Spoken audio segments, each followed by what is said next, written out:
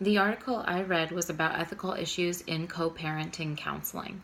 The article began by discussing three types of co-parenting that exist, including cooperative parenting, parallel, and conflicted parenting. Cooperative and conflicted can be understood by their name, but I did not know what parallel parenting was. I learned that it is co-parenting with little interaction and communication between the parents. The article and the ethical issues presented focused on conflicted co-parents seeking co-parent counseling to reach parallel or cooperative parenting. I found this article particularly interesting because of a recent lesson I did with my students. My ESL students are currently learning family terms, and many of them wanted to know what padrastro and madrastra was in English, which is stepfather and stepmother.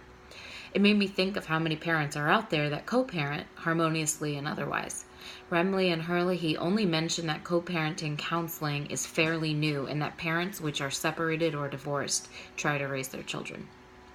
This piqued my interest further. According to Friedhandler and Lemmer, co-parenting counseling is the only counseling out there that focuses on improving parents' shared caretaking of their children.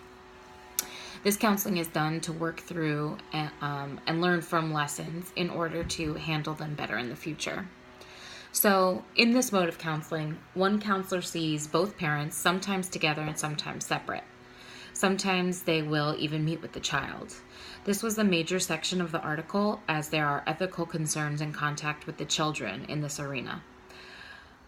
Most often within co-parenting counseling, the counselor does not meet with the child and learns of the child what they can through the child's therapist or custody evaluations. However, with this being a new form of counseling, there is no pinpointed model to follow. Some believe they must see the child from time to time in order to understand how the parent conflicts affect the child. After all, the focus of this counseling is truly about the child. This is where dual roles came up, which we read about. One counselor taking on parents and the child can be problematic. The author suggested the importance was in the rationale as to why the meetings are necessary. Also, there must be a specific design to this, as in how are the meetings an aspect of co-parenting counseling and the purpose behind them.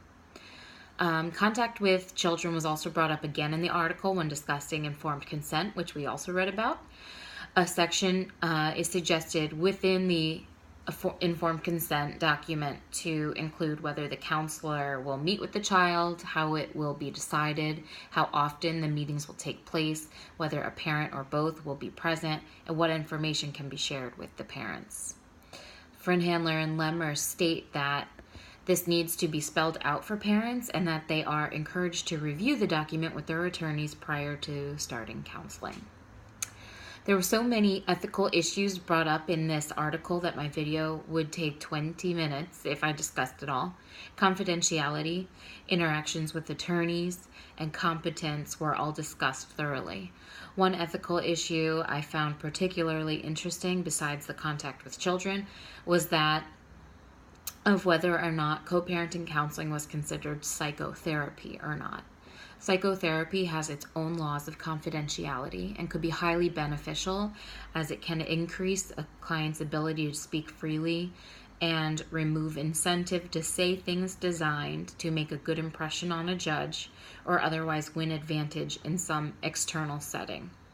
The frustration I had with this article is that the laws surrounding psychotherapy were not explained anywhere, not even a general gist beyond what I stated, which would be highly beneficial to the reader. I definitely want to research and explore this topic more. Nothing is set in stone, and it seems there is still a lot of learning to do for everyone in regard to co-parent counseling. It will be neat to see how this develops.